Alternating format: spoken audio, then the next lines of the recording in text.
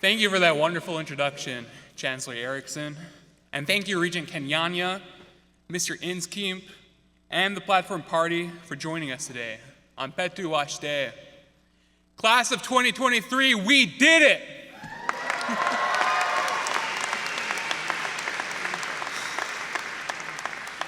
I want to start by expressing gratitude and appreciation on behalf of our class to the many people who helped us on our journey. Thank you to the loved ones who support us, to the ones who could be here today, and to those who could not make it, to the families we left behind at home and the ones we found here on this campus. Let's give them a round of applause.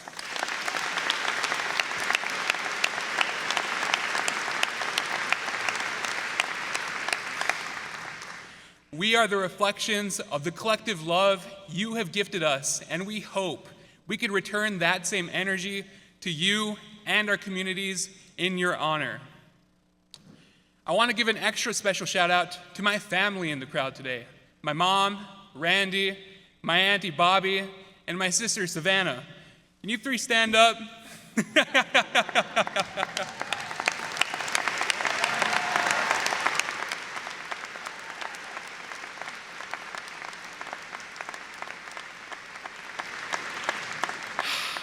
Thank you for making the 8-hour drive to be here today. And thank you, Carrie Adams, for reminding me that I still needed to pick up their tickets. Thank you to the faculty and staff who have taught us, coached us, and mentored us through each semester. Let's give a round of applause for them.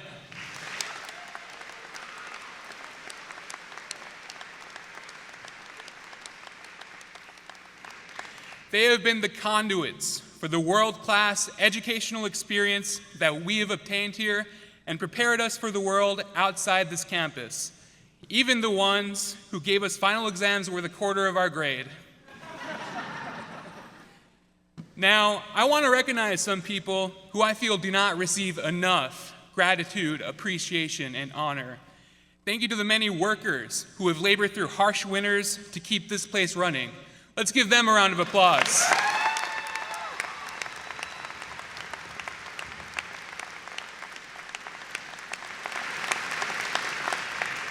Just imagine what we would do without them. Who would be there to keep us fed in the dining hall and the Turtle Mountain Cafe? Who would remove the snow and ice from our sidewalks every morning? Who would have kept our dorms clean? Ask any community advisor in the crowd right now, it would not have been students. To the workers of the University of Minnesota Morris and the entire UMN system, the class of 2023, and the entire student body stands in solidarity with you always. Today, I think it's important for all of us to look back on the journey that got us here today. Let me tell you about mine.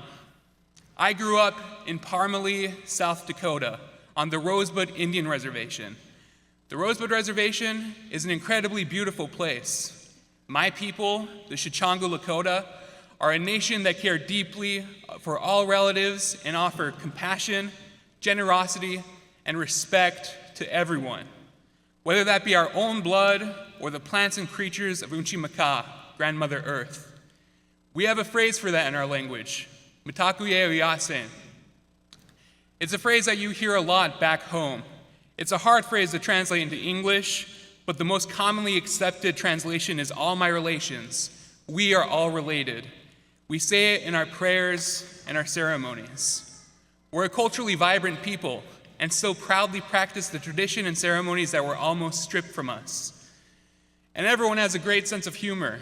We love to laugh together. My fondest memories of high school were cracking dumb jokes with my friends when we should have been doing classwork. We also cry together. Weirdly enough, some of my favorite memories from home are funerals, because that's a time when all of us came together, the whole community. We remembered our loved ones together, we ate together, and we healed each other. We're resilient, because we have to be resilient. Rosebud is one of the poorest places in the United States. There are huge systemic issues that perpetuate poverty, social inequality, and horrible outcomes for our people. And that is because of the long history of colonization, dispossession, and marginalization of Native peoples by the United States government. What we're dealing with back home is the legacy of settler colonialism. And a part of that legacy is that kids like me, we were conditioned to believe that going to college was impossible. I never imagined that I would make it to college because even receiving a high school diploma seemed like a long shot to me. In October 2019, it was the fall of my freshman year. I was roughly 2 months into college, and even then, it still felt impossible. I was doing horrible in my classes, I had no direction, and I had no support system. I struggled to find the community and belonging that I felt at home. How many of you graduating today have felt like that before? I imagine it's most of us, right? There used to be a bench outside of Gay Hall. I sat on it one night, and I called my mom. I told her that I was ready to go home. She told me that she supported whatever decision I made and to pack my bags so that she and my aunt could pick me up on Saturday. The next evening, me and some friends met in the Multi-Ethnic Resource Center. We formed a study group to do some last-minute cramming for Dr. Ortiz's Introduction to Cultural Anthropology exam. Remember that? None of us had much in common, really. Aside from taking this class and being members of the Circle of Nations Indigenous Association, we all came from different locations, we were all from different majors, and we all represented different years at Morris. But we really needed to pass that exam. And for that reason, we belonged at the table together, and we all became great friends. And that was the night that I decided to stay here, because I understood that this was a community where people from a diverse set of backgrounds could come together on the same educational journey. Because no matter our differences, all of us at one point or another had an exam we really needed to pass. And through that realization, I found belonging. Class of 2023, my final thank you is to you and the entire University of Minnesota Morris community for embracing me as your student body president and your class speaker, for being a warm and welcoming community that allowed me to grow, to love, and to lead, for helping me find my voice and to find true belonging. Wopilatanka, thank you. Give yourselves a round of applause.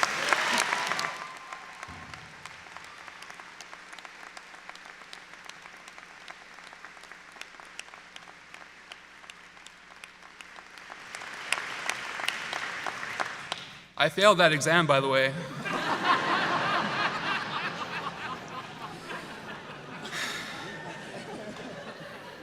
Class of 2023, thank you for also being a community that supports each other.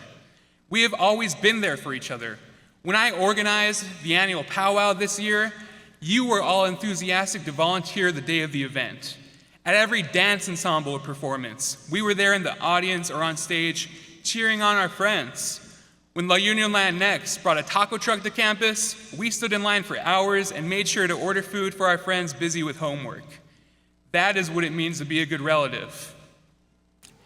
Now, I want to conclude my speech with a warning to the entire world about the 225 college graduates that stand before us and who they are. The University of Minnesota Morris, class of 2023, are fighters. We have compassion for the world that surrounds us, and we fight to make it better for ourselves and for all of our relatives. We are not a group that sits around and waits for things to happen by itself. We are willing to get our hands dirty and do what has to be done to make change in the world and accomplish our goals. In our first year of college, there were bullies who used flyers to try and make women and LGBTQ+ community feel less safe, and we didn't tolerate it. We stood up for our peers, and we showed them that those are not the values that we stand for.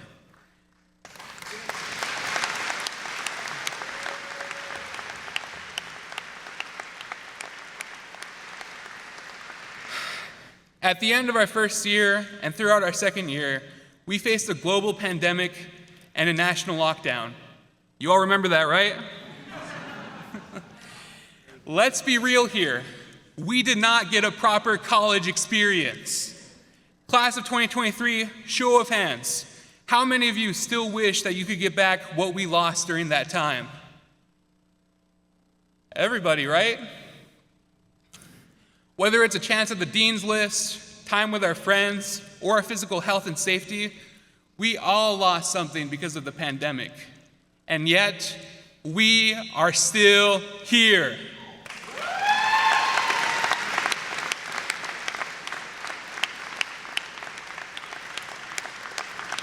Because not even a global pandemic could stop us from making it here today.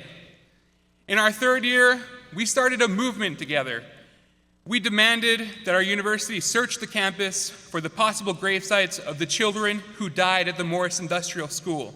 We challenged ourselves and each other to think critically about settler colonialism and the Indian boarding school era in a way that high school did not teach us.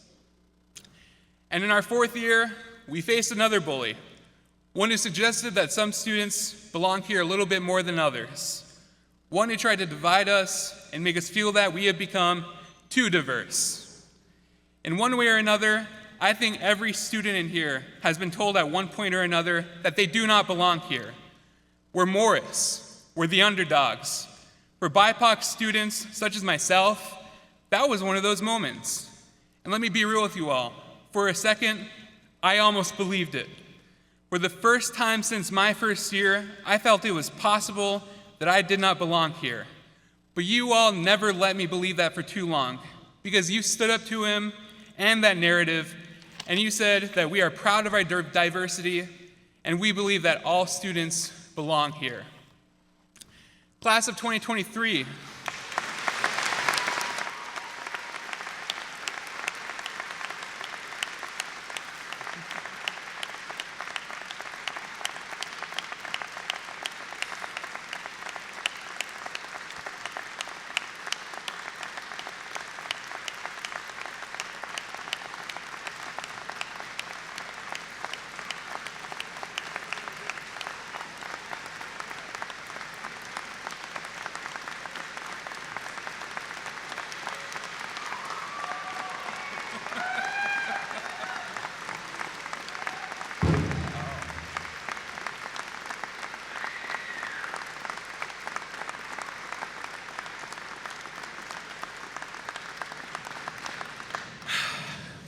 all right, let's settle down now. We gotta get our degrees. Class of 2023, when we walk across that stage in a few minutes, I need you to do one thing for me. I need you to never let that fighting spirit burn out.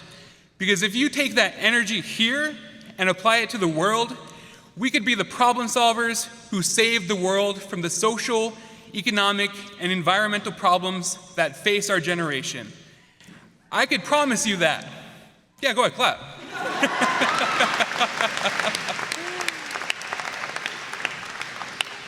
I could promise you that because I have seen it with my own two eyes. UMM, for one last time, Palama Elo, thank you.